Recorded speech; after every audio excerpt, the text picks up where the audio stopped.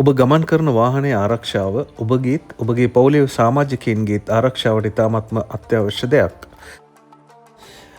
අපිට තියෙන අවශ්‍යතාවය අනුව සමහර වෙලාවට වතුර පිරුණු පාරවල් වල, ඒ වගේම මඩ සහිත මාර්ගවල, රළු මාර්ගවල බලාපොරොත්තු නොවන විදිහට ධාවනය කරන්න වෙනවා.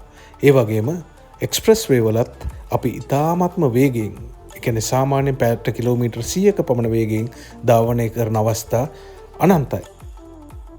මෙහෙම ගමන් කරන අපේ වාහනේ පොළොවත් එක්ක තියෙන සම්බන්ධතාවය තිබෙන්නේ අපේ වාහනේ භාවිත වන ටයර් මත. එනිසා ඔබේ වාහනේ ආරක්ෂාව සඳහා වඩාත් සුදුසු ටයර් කට්ටලයක් තිබිය යුතුමයි.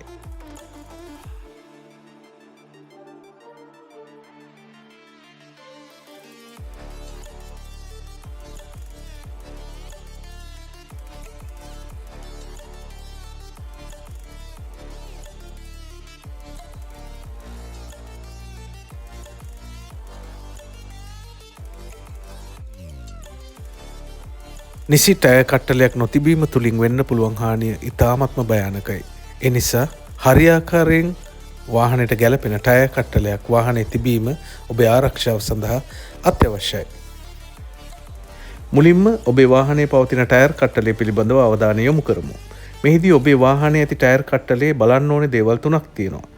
පළවෙනි එක වයස. දෙක කොපමණ බර දරාගත හැකිද යන්න. 3 කොපමණ වේගයකින් වාහනේ ධාවනය කළ හැකිද යන්න. ඊට අමතරව සෑම විටකම ටයර්වල පළුදු ඇද්දේ පරීක්ෂා කිරීම ආරක්ෂාවට අත්‍යවශ්‍යයි. අපි ඇයි ටයර් එකක වයස පරීක්ෂා කරන්නේ? ටයර් එකේ ආයු කාලය අවුරුදු 5ක් පමණ වෙනවා. ඊට වැඩි කාලයක් පාවිච්චි කරන එක භයානකයි. ඒකට හේතුව ටයර්වල නිෂ්පාදනයට යොදා ගන්න අමුද්‍රව්‍ය විවිධ තත්ත්වයන් යටතේ දි รา පත් වන නිසා. වයස අවුරුදු 5කට වැඩි ටයරයක් භාවිතයේදී පළුදු වීමට ඇති ඉඩකඩ ඉතාමත්ම වැඩි. ටයර් එක වයස බලන්නේ නිෂ්පාදිත සතිය අනුවයි. මේ රූප සටහනේ දැක්වෙන පරිදි නිෂ්පාදිත සතිය සහ නිෂ්පාදිත වර්ෂය සෑම ටයර් එකකම සටහන් වෙනවා. මෙම උදාහරණයට අනුව 2008 47 වන සතියේ තමයි මේ ටයරය නිෂ්පාදනය කරලා තියෙන්නේ. අවුරුද්දකට සති 52ක් තියෙන නිසා ආසන්න වශයෙන් 2008 නොවැම්බර් මාසයේ නිපද වූ ටයර් එකක් කියලා තමයි මේක නිගමනය කරන්න පුළුවන්. ඒ වගේම මේ උදාහරණයේ ටයරය නිපදවලා තිබෙන්නේ 2018 වසරේ 50 වන සතියේ. ඒ කියන්නේ 2018 වසරේ දෙසැම්බර් මාසයේ. ඒ අනුව ඔබට මේ කියවීම තුලින් ටයරයේ වයස බලා ගන්න පුළුවන්. ඊළඟ කාරණේ ටයරයේ රැගෙන යා හැකි බර. ඔබගේ වාහනේ CR එක එහෙම නැත්නම් පොත බලලා වාහනේ දල බර රෝද 4ක වාහනයක් නම් 4ෙන් බෙදලා අරගෙන බර ඉන්ඩෙක්ස් එකට ගැලපෙනවද කියලා බලන්න. ඒ උදාහරණයේ 91 කියන්නේ කිලෝ 615ක්. ඒ කියන්නේ රෝද 4 වාහනයක් නම් උපරිම දල බර 2460ක් වන වාහනයකට මේ ටයර් ගැලපෙනවා කියන එකයි. ඒ වගේම ස්පීඩ් රේටින් එක බලන්න අත්‍යවශ්‍යයි.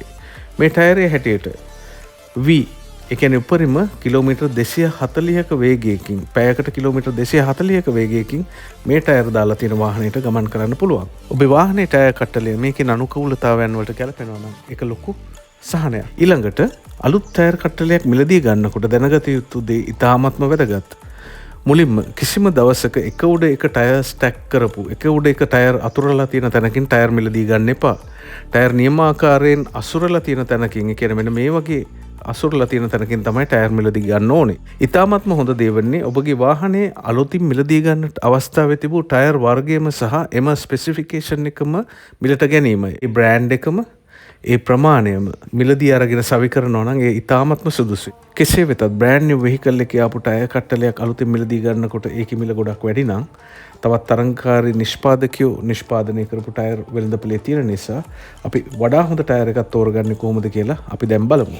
මුලින්ම ටයර් එක අවබෝධ කරගන්න ඒකේ සලකුණු කරලා තියෙන දත්ත පිළිබඳව අවබෝධය යොමු කරන්න ඕනේ.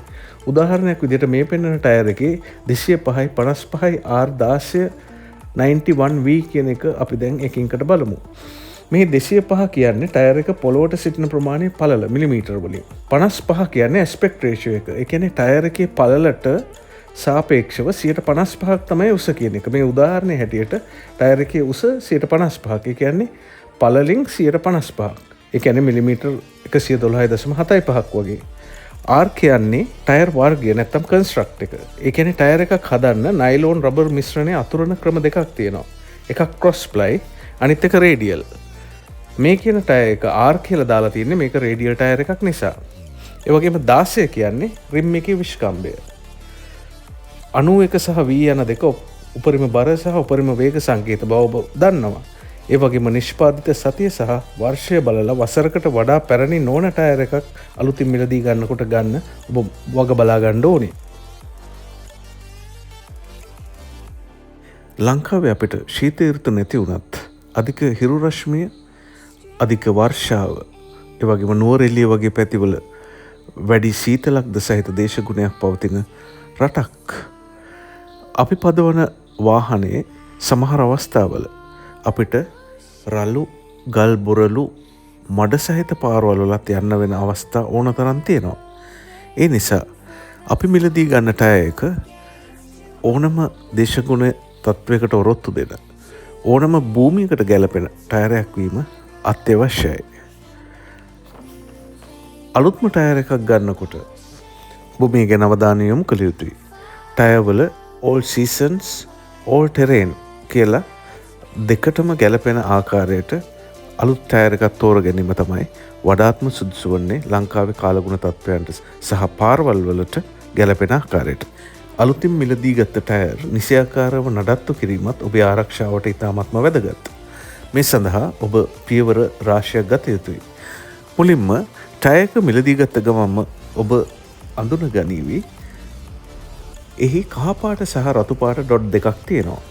ටයරේ බර වැඩි තැන රතු පාටිනුත්, ටයරේ බර අඩු තැන කහපාටිනුත් දැක්වෙනවා. රෝදයට හුළං ගහන වෑල්ව් එක කහපාට තැනට ගෙනාවොත් වීල් බැලන්ස් කරනකොට අලවන්න ඕනේ බර ප්‍රමාණය අඩු වෙනවා. කොහොම වුණත් අලුත් ටයර් එකක් රිම් එකට සවි කරලා වාහනයට සවි කරන්න කලින් හොඳින් වීල් බැලන්ස් කරන්න ඕනේ. මෙය කම්පනයකින් තොරව කැරකෙන්න අත්‍යවශ්‍යයි. ඒ වගේම අලුත් ටයර් කට්ටලයක් සවි කරගත්ත වෙලාවේ වගේම වාහනය පාවිච්චි කරනකොට සෑම කිලෝමීටර් 10,000කටම වරක් වීල් අලයින්මන්ට් කළ යුතුයි. මේ මගින් ටයර් පැත්තට ගෙවන එක නවත්තන්න තියෙන අවස්ථාව වැඩි. ඒ වගේම සෑම කිලෝමීටර් 10,000කටම වරක් ටයර් රොටේට් කළ යුතුයි. සාමාන්‍යයෙන් වාහනයක පැදවෙන රෝද සහ පදවන රෝද ලෙස රෝද වෙන් කරගත හැකියි. එනම් ෆ්‍රන්ට් වීල් ඩ්‍රයිව් වාහනයක් නම් ඉදිරි රෝද පදවන රෝද වන අතර පසුපස රෝද දෙක පැදවෙන රෝද වෙනවා. එහිදී ඉදිරි රෝද පසුපස රෝද වලට සාපේක්ෂව වැඩිපුර ගෙවෙන නිසා සෑම කිලෝමීටර් 10,000කටම වරක් මේ රෝද මාරු කිරීමෙන් එම රෝද හතරම සමානව ගෙවීමට සැලැස්වෙනවා. සමහර වෙලාවට සමහර වාහනවල අමතර ටයර්, ඒ කියන්නේ ස්පෙයා වීල් එකත් මේ සාමාන්‍ය ටයරයක් වගේම තමයි එන්නේ. එතකොට මේ රෝද පහම සමානව ගෙවෙන විදිහට වීල් රොටේට් කරලා පාවිච්චි කරන්න ඕනේ.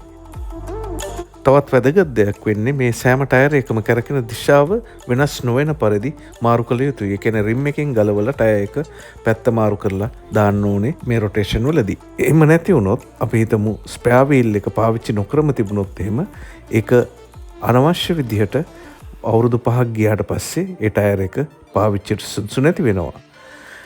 ඒ වගේම මාසයකට වරක් ටයරේ වායු පීඩනය බලලා හරි ප්‍රමාණයට ගෙනීම ඉතාම වැදගත්. වායු පීඩනය වැඩි වුණොත් ටයරේ මැදින් ගෙවෙන්නත්, වායු පීඩනය අඩු වුණොත් ටයර් එක දෙපැත්තෙන් ගෙවෙන්නත් බලපාන නිසා හරි වායු පීඩනය ටයර් එකේ මේන්ටේන් කරගත යුතුයි. මාසයකට වරක් මේක චෙක් කරන්න ඕනේ.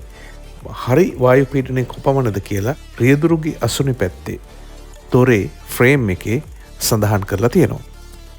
මේ වීඩියෝ නරඹපු ඔබ නියම ටයර් කට්ටලයක් තෝරගන්නේ කොහොමද? නියමාකාරයෙන් ටයර් කට්ටලයක් භාවිත කරන්නේ කොහොමද කියලා දැන් දැනුවත්. මේ වීඩියෝ channel එක ඔබට වාහන පිළිබඳව ඔබේ දැනුම් සම්භාරය පුළුල් කිරීමට උදව් වෙනවා. මේ වෙනකොටත් ඔබ මේ වීඩියෝ channel එකට subscribe කරලා නැත්නම් දැන්මම subscribe කරන්න. ඔබේ නෑදෑ හිත මිතුරන්ගේ දැන ගැනීම සඳහා share කරලා like කරන්න. ස්තුතියි.